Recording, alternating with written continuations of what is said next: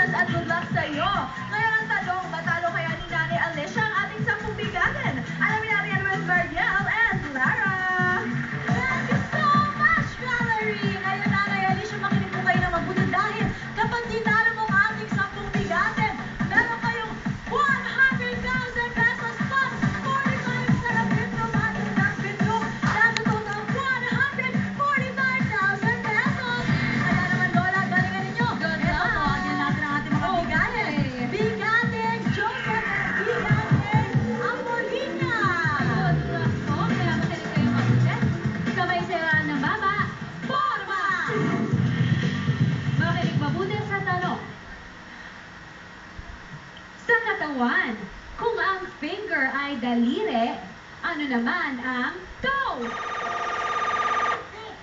Sabay po. Feet is wrong. Nanay Apolonia, Host Joseph, forma! Makinig po mabuti.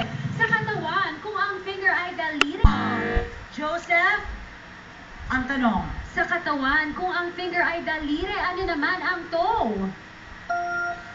No coaching, please. Toe. Wala Sorry po, ang nakakuha. tamang sagot ay... Daliri sa paa. Yes, Next question tayo. Forma! Kamay sila ng baba. Ito po ang tanong. Kung ang libre ay free, ano naman ang libro? Book Is correct! Congratulations, Nanay Alisa! Ito naman si Bigatin Lilian at Bigatin Maria. Kamay po sila ng baba. Forma!